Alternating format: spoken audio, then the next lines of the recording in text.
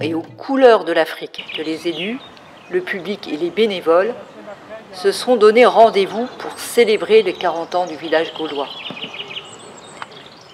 Niché au pied du Radom, VGPA attire plus de 60 000 visiteurs tous les ans.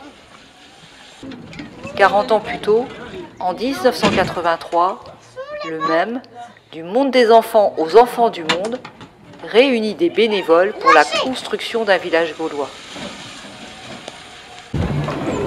Ce dernier ouvre ses portes avec quelques jeux et des huttes dès 1985.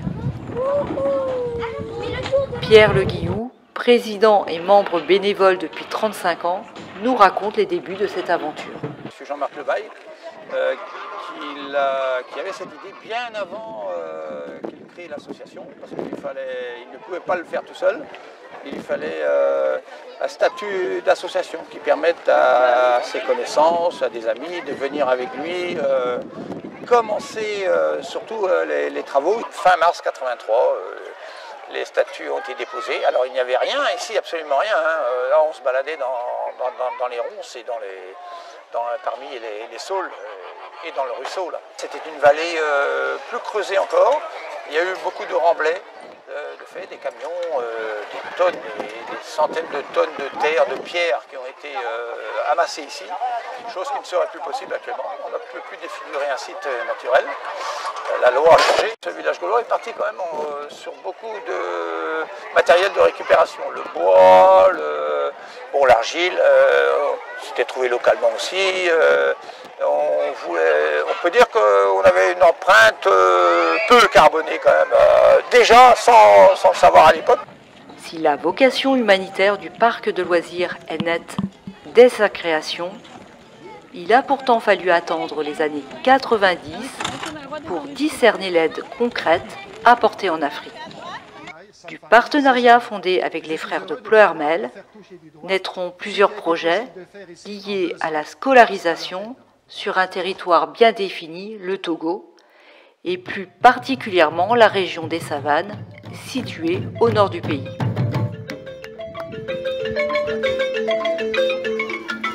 Par l'intermédiaire des deux frères Jean-Marie Delamenné et Gabriel Déhé, la congrégation religieuse installée sur place va favoriser l'accès à l'éducation des enfants et va les soutenir pour travailler dans l'agriculture. Les frères de Ploërmel étaient à Ogaro, situé au nord Togo, mais dans la savane complète, il n'y avait quasiment rien, pas de village de Ogaro à proprement parler à l'époque. Et tout est parti de la scolarisation des classes primaires. On ne s'intéressait qu'aux petites écoles, dites petites écoles. Et à l'époque, l'État ne finançait rien. Et à vrai dire, en fait, au Carto, là-bas, les frères de Ploërmel qui étaient là-bas, et ce n'était pas de la scolarisation qu'ils voulaient faire au départ, c'était de l'alphabétisation au mieux pour former des paysans dans leur centre. Et il s'est avéré qu'ils avaient très peu de rudiments, voire pas du tout de rudiments de français. Et il a fallu les alphabétiser, mais ça ne suffisait pas. Et les frères, c'est une congrégation aussi qui a eu des écoles partout. Et on s'est rendu compte qu'il fallait en fait ouvrir des petites écoles. Il fallait à tout prix, donc nous on investisse non seulement pour les bâtiments, pour les bancs, pour les tables, pour les cahiers, crayons, on a vraiment tout fait, et les salaires des maîtres, on payait tout, mais en intégralité.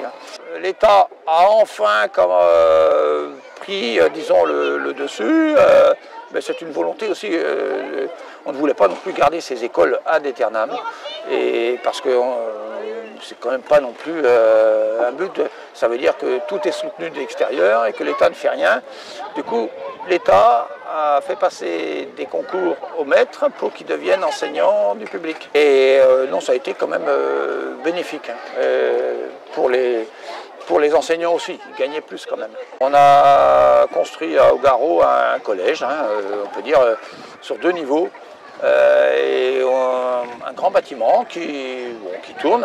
Maintenant, on ne peut pas dire, on n'est plus un sou là-dedans, ça fonctionne. C'est l'État qui a récupéré les choses aussi, heureusement. Mais il y a une volonté maintenant assez récente, puisqu'il y a un nouveau ministre de l'enseignement au Togo qui a l'air très à cheval sur l'éducation et qui prend les choses en main. À partir de 1986, il y a eu un agrandissement du village. Tous les ans, il y avait une hutte de plus. Au début, on ne pouvait décemment pas faire payer puisqu'il n'y avait pas grand-chose à visiter. Là, il y a eu une première petite hutte, ça a duré déjà un moment avec un petit pont, ce qui est devant là. On ne peut pas, là, on fait venir le public jusque là. On avait une caisse à dons et on récoltait 3 fois rien. Pour bénéficier d'une meilleure visibilité, le même est devenu le village gaulois pour l'Afrique. Au fil des saisons, le parc de loisirs devient financièrement autonome et reverse 60% de ses bénéfices au profit des projets solidaires pour l'Afrique. Année après année, le parc a pu financer de nouveaux projets à hauteur de 1,5 million d'euros. On a 2 projets pour cette année de 2 groupes de 4 classes. Alors, ce sont des 4 classes, des bâtiments en ligne, comme une longère un peu, mais sur un seul niveau, plein pied, et avec des claustras. Donc les enfants, il y a des aérations pour éviter trop de poussière et trop de chaleur surtout. Et les enfants travaillent dans de meilleures conditions. Il ne faut pas se baser seulement sur l'argent, il faut aussi nouer des contacts sur place, dans la population. Et je pense qu'avec le temps, ça porte ses fruits. À leur manière, les fondateurs contribuent à la réparation des blessures occasionnées par les colonies françaises lorsqu'elles imposaient la domination de leur système éducatif et culturel aux Africains. Comme on voulait aider en Afrique, il faut savoir qu'il n'y a pas encore longtemps, jusqu'aux indépendances, en fait, nos ancêtres, les Gaulois, étaient quand même, disons, diffusés dans les écoles primaires. Et on avait le petit Africain moyen, pour lui, ses ancêtres devenaient les Gaulois aussi. Voilà, parce que c'était le système éducatif français qui dans les colonies, était institué. Si le public contribue largement au financement de cette mission solidaire, il n'en est pas moins que sans ce lien indéfectible tissé entre les bénévoles et la région nord du Togo, sans leur contribution active à la restauration des infrastructures du parc, la viabilité du modèle économique en serait menacée. Les bénévoles viennent participer, alors ça peut être des permanences le dimanche midi, de midi à 18 h on est ouvert, et souvent les jours fériés et les dimanches, on demande aux adhérents surtout 2 permanences l'année. Tous les mercredis après-midi, à l'automne, en hiver, au printemps, on est là et on travaille à rénover des planchers, des escaliers, ou des choses qui sont en cours, et surtout décharger les salariés de tout ce qui est petit travail qu'on peut faire nous. Face aux conséquences du réchauffement climatique, le Togo a initié depuis quelques années un programme national de reboisement en vue de la conservation de la biodiversité et la restauration des écosystèmes dans le pays.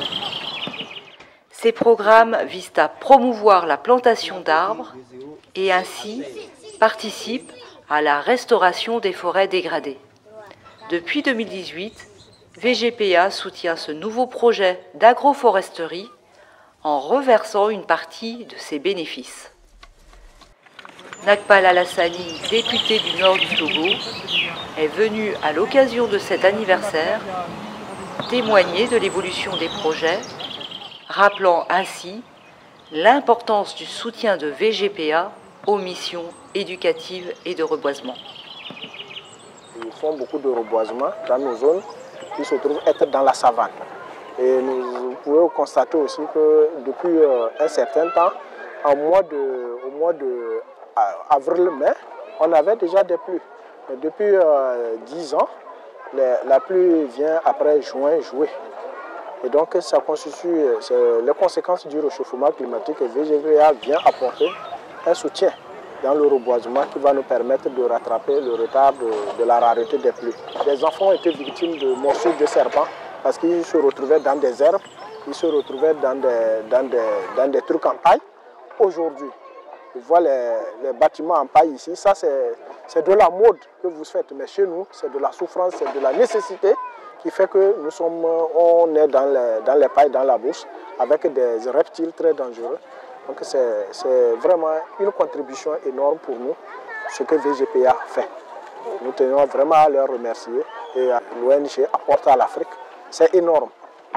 C'est le lieu pour moi de témoigner toute ma gratitude à l'ONG, au parc, à tout le comité administratif de VGPA et du parc du village gaulois pour tout ce qu'ils apportent pour nous.